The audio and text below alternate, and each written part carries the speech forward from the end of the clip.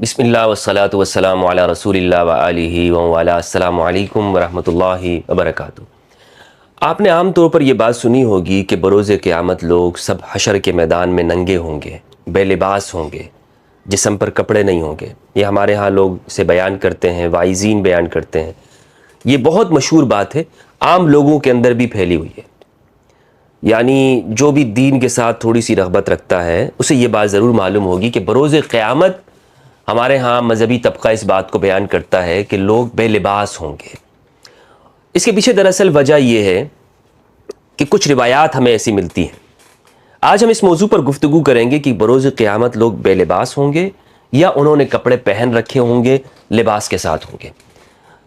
دو طرح کی روایات ہمیں ملتی ہیں۔ بعض روایات کے اندر یہ بات معلوم ہوتی ہے کہ بروز قیامت لوگ بے لباس ہوں گے۔ بخاری مسلم کی روایات ہیں۔ صحیح بخاری کی روایت نمبر 6527، صحیح مسلم کی روایت نمبر 7200 ہے۔ حضرت عائشہ ام المومنین رضی اللہ تعالیٰ عنہا سے روایت ہے، وہ کہتی ہیں کہ میں نے رسول اللہ صلی اللہ علیہ وآلہ وسلم کو ارشاد فرماتے ہوئے سنا، یحشر الناس یوم القیامت حفاتا عراتا غرلا۔ حضرت عائشہ کہتی ہیں کہ میں نے رسول اللہ کو ارشاد فرماتے ہوئے سنا کہ بروز قیامت تم لوگ ننگے پاؤں، ننگے جسم، بلا ختنے کے اٹھائے جاؤ گے۔ ننگے پاؤں، ننگے جسم اور بلا ختنے کے۔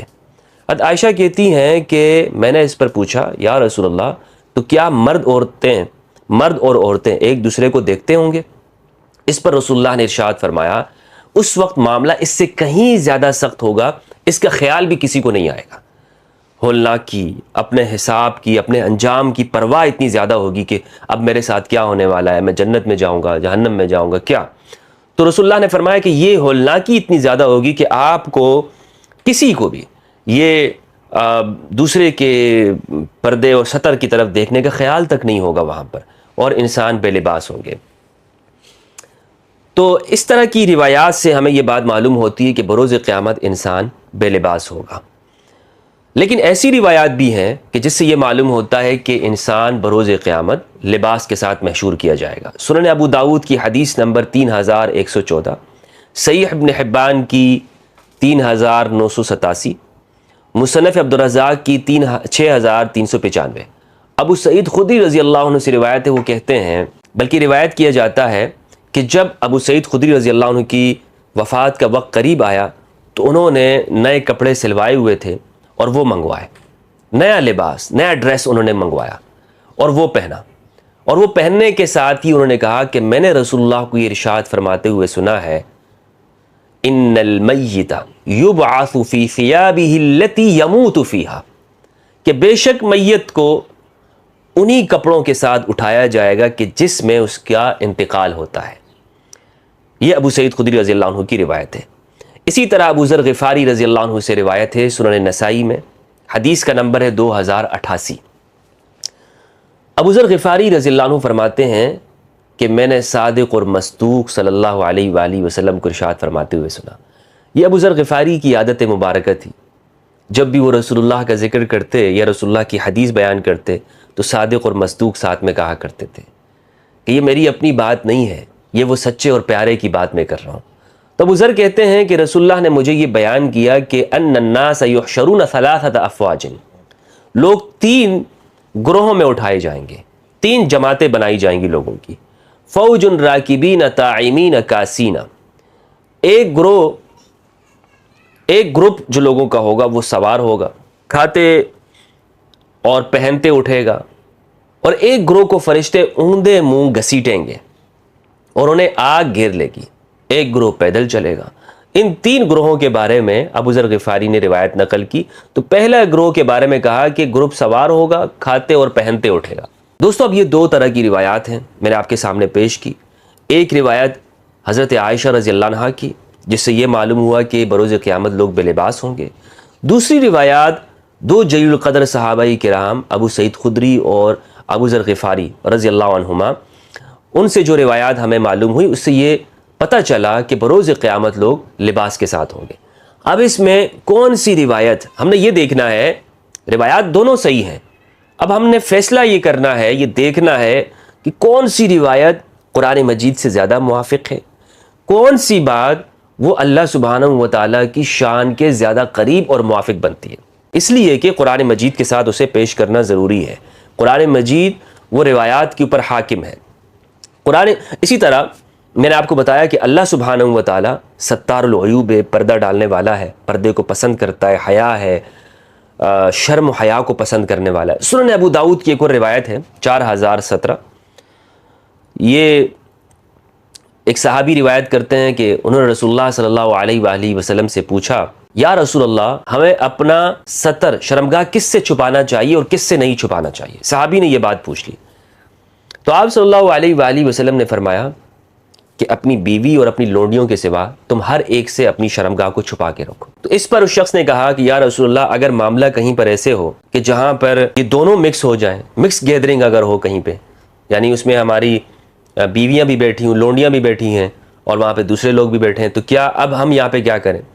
تو آپ صلی اللہ علیہ وآلہ وسلم نے فرمایا، تم سے ہو سکے تو تم یہ کوشش کرتے رہو کہ تمہارا ستر کوئی نہ دیکھے، یہ کوشش آپ کی ہونی چاہیے، یعنی اگر مکس گیدرنگ بھی ہے تو وہاں پر اپنے ستر کو چھپا کے رکھو۔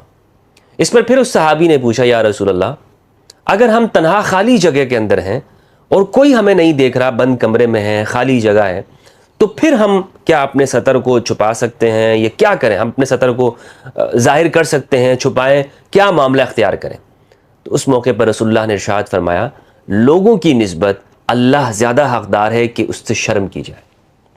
یعنی تم اگر لوگوں کے سامنے اپنے ستر کو کھولنا نہیں چاہتے اور یہ نہیں چاہتے کہ لوگ تمہارا ستر دیکھیں، تمہارا پردہ دیکھیں، تو پھر اللہ سے بھی تم حیا کرو۔ اللہ لوگوں سے زیادہ اس بات کا حقدار ہے، اللہ بھی دیکھ رہا ہے تمہیں۔ تو اس جواب سے، اس روایت سے ہمیں یہ بات معلوم ہوئی کہ اللہ رب العزت کو ستر پسند ہے کہ آپ پردے کے اندر رہیں، آپ اپنا جو لباس ہے وہ کسی کے سامنے نہ اتاریں۔ اب ایک بات تو ہمیں معلوم ہوئی یہاں سے کہ اللہ سبحانہ و تعالیٰ کیا کس چیز کو پسند کرتے ہیں۔ ننگے پن کو اللہ رب العزت پسند نہیں کرتا کہ لوگ ننگے ہوں، اللہ یہ پسند فرماتا ہے کہ لوگ اس سے حیا کریں۔ دور جاہلیت میں لوگ ننگے طواف کیا کرتے تھے کعبۃ اللہ کے ارد گرد، اور اپنے اس ننگے پن کے اوپر زمانہ جاہلیت میں لوگ جب ان سے پوچھا جاتا کہ ایسا کیوں کر رہے ہو، تو وہ دلیل یہ دیتے تھے کہ ہمیں اللہ نے اس کا حکم دیا ہے، اللہ نے یہ کہا ہے کہ تم ننگے ہو کر کعبۃ اللہ کا طواف کیا کرو۔ قرآن مجید نے اس بات کی تردید فرمائی۔ سورہ اعراف سورت نمبر 7 آیت نمبر 27 اور 28 میں ہے، اللہ رب العزت نے ارشاد فرمایا، اعوذ باللہ من الشیطان الرجیم، بسم اللہ الرحمن الرحیم، یا بنی آدم لا یفتننکم الشیطان کما اخرج ابویکم من الجنہ۔ اے بنی آدم، شیطان تمہیں آزمائش میں نہ ڈالے کہ جس طرح اس نے تمہارے آبا کو، ماں باپ کو، آدم اور حوا کو اس نے آزمائش میں ڈالنے کی کوشش کی۔